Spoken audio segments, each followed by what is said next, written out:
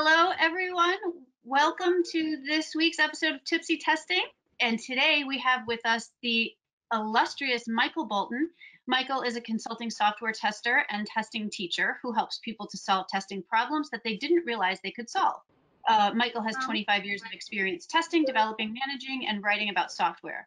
For the last 18 years, he has led DevelopSense, a Toronto-based testing and development consultancy. So let's begin with what is rapid software testing? Rapid software testing is a methodology. That means a system of methods that was created by James Bach and of which I'm now a co-author. And RST is focused on doing the fastest, least expensive testing that we can do, but in a way that is entirely credible and accountable, and that completely fulfills the mission of testing. That's what we aspire to do.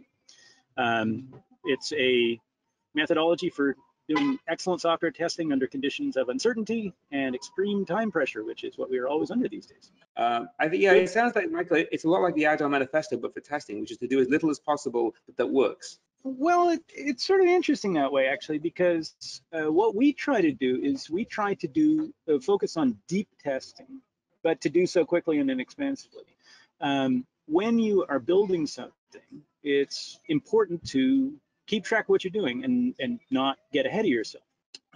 But one thing that I've seen in the Agile community, because it's focused on developers, and sometimes in some circumstances, it seems that Agile loses track of the customer. Remember, Agile started with XP, extreme programming. And so the kind of testing that we see associated with a lot of Agile contexts is the kind of testing that is focused on programming, on functionality. And what happens in a lot of Agile contexts, it seems to me, is that people lose track of how important that is to test from the perspective of the customer, the user, and from the perspective of a tester whose job it is to find important problems quickly and efficiently. So lately, I've sort of taken to sloganizing it a little bit in terms of let's make deep testing cheaper and cheap testing and shallow testing deeper. Now, as I say, shallow testing, not an insult, because shallow testing is necessary, among other things, to get to deep testing, right? You can't learn deeply about a product without putting your toe in the water first and wading through the shallow parts. And that's a really important aspect of what we're trying to draw attention to. Anyway, that's my little complaint about Agile. Now, here's what I love about Agile: the idea that it's focused on individuals and interactions over processes and tools. So as a model for software development, it's super humanist, and we agree with that. It's focused on working software over comprehensive documentation. We believe that wasteful documentation is wasteful. And then responding to change over following a plan. Absolutely. Absolutely. That's what we do. We want to do that because the one constant in our life is change. So there's a lot to unpack in that, in everything you just said. But can I go back to your definition of RST, which is testing deeply, but quickly and cheaply? So what, I'm sure that varies from place to place, but how do you approach that? The first thing we focus on is you're not going to be able to test a product deeply until you interact with it, until you engage with it. And you're not going to be able to test deeply in a way that's good, that works for your clients, unless you engage with your clients. So a big aspect of that is engagement. Interacting with the product, using the product, trying the product out, and not simply checking that its functions are returning correct values. So we believe that it's the essence of testing to interact with the product, to experience it, to explore it, and to experiment with it, to try stuff out. That's the essence of what testing is about, not merely checking to make sure that everything seems to be working okay. How can one make sure that they are following the right path in testing? You never know. You can't be sure. But here's here's my way of assessing it. First of all, what do people hire us for? People hire testers for one thing above all, to answer this question: are there problems that threaten the value of the product? That's it. If we are finding problems that threaten the value of the product, then we're being successful. Now, how do we do that well? You never know for sure. But here's some heuristics, that is, fallible ways of addressing this problem. Number one, are we focused on risk? Are we focused on risk to the business? And risk to the business, from the tester's perspective, lies in problems in the product that threaten its value. So are we looking for problems? That's really, really important for testers to be doing. Not confirming that everything's okay. In order to do that successfully, we have to have diversified models of the product. And in our approach to covering the product, we break it down into 7 basic ideas. We look at the product structure, the bits and pieces of it. We look at the functions the product performs. We look at the data that the functions act upon and that the product processes, takes in, takes out. We look at the interfaces by which we can get stuff in and out of the product. We look at the platforms upon which the product depends. We look at the operations, that is, things that people do with the product and the context in which they do them. And we look at the product and its relationship to time. So structure, function, data, interfaces, platform, operations, and time, which we remember via mnemonics: San Francisco Depot, SFDIPOT. And we keep those things in our heads as we're testing, so that we always have an idea about how to cover the product with testing. Similarly, we need a diversified set of quality criteria, ways in which people might get value out of the product, or in their absence, ways in which that value might be threatened, or if they're absent, or diminished even. So in those kinds of terms, you think about, take a deep breath now: capability, reliability, usability, security, charisma, scalability, compatibility, performance, installability, and then the development-oriented quality criteria like supportability, testability, maintainability, portability, and localizability. Let's see, what else?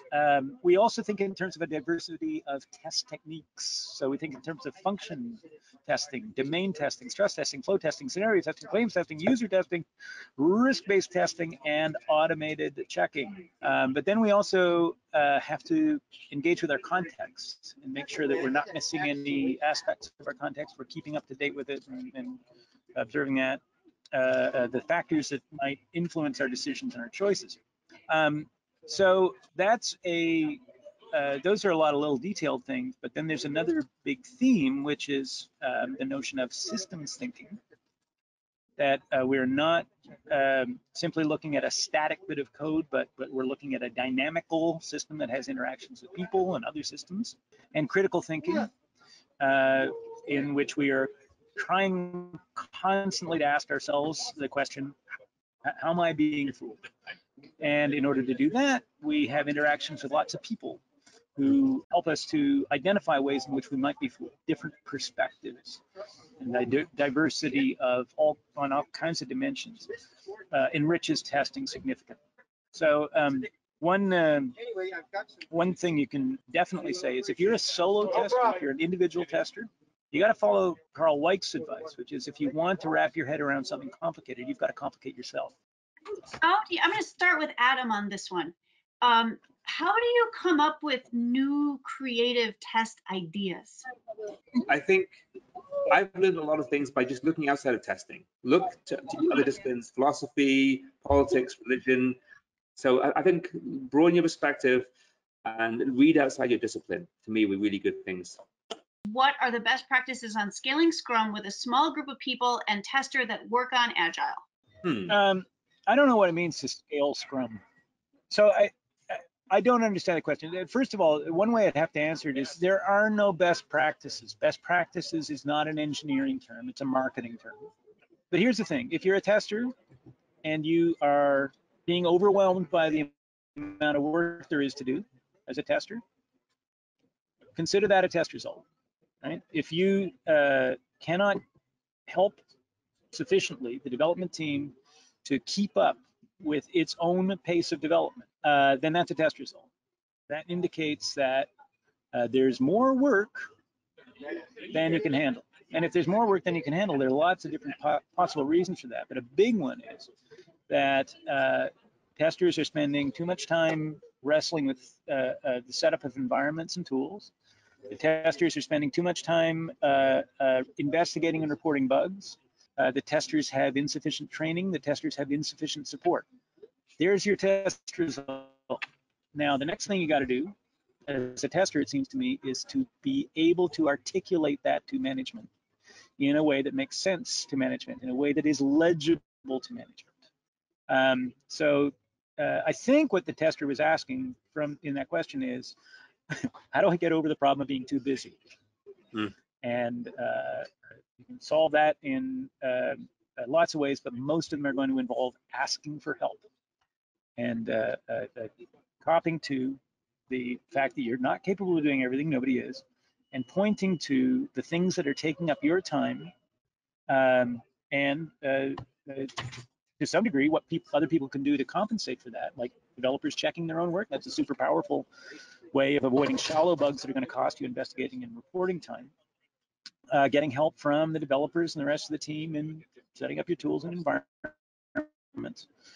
Truly, what scaling is scalability, which is if you, as Michael said, if people are basically haven't enough time to do the work, the team is not scaling. But it's basically, how does the team scale as we get more work? Which could be hiring more people. It could be having the testers cross-train the developers to do a lot of the shallow testing. There's many solutions to this problem. We're going to go into a little bit of a lightning round now. Adam, let's start with you. What are some of the key areas to focus on during microservice testing in 3 sentences? Go. Use cases, find out who's using these microservices for what purpose, and test them in realistic ways. Don't just test a bunch of them on their own. Context of how they're used. What is your view on external testing tools such as Selenium for front-end testing as opposed to a framework like Jasmine? I want to emphasize something that I think the Selenium people themselves say. Selenium is not a testing tool. Selenium is a tool for driving the browser. Selenium is a really cool tool. I use it a lot of the time for doing various kinds of tedious stuff related to data entry.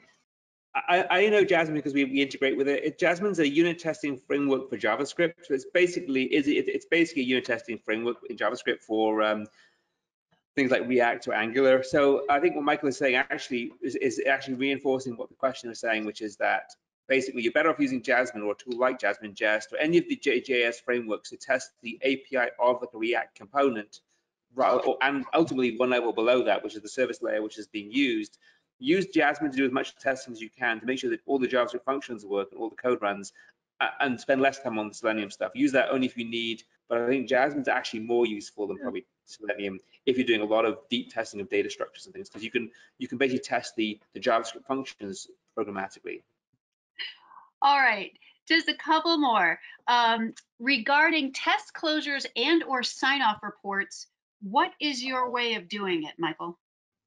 Here's what I'm willing to sign off on. I'm willing to sign off on what testing I've done. If I do a report on my perception of the status of the product, the risks that I see, the bugs that I've observed, how it works, how it doesn't work, how it might not work in ways that matter to my clients, I write that report, and here's my approach to sign off. I get my client to sign that they have read and understood the report. I'm not going to sign off on the quality of the product because I'm not responsible for the quality of the product. I'm responsible for developing a story about the quality of the product. And I will sign off on my story, but I will not say this is a good product or this is a bad product. So I won't sign off on the quality of the product. I will sign off on a report on how I've tested the product and what I found. Did we lose Michael? The battery was dying. It was a long one. We went so long. Michael ran out of battery. But Michael, if you watch this later, I hope you have a wonderful trip. Next week is Matt Huser. Yep. Very good. So thank you everyone for joining, and we will see you next week. Bye. Bye.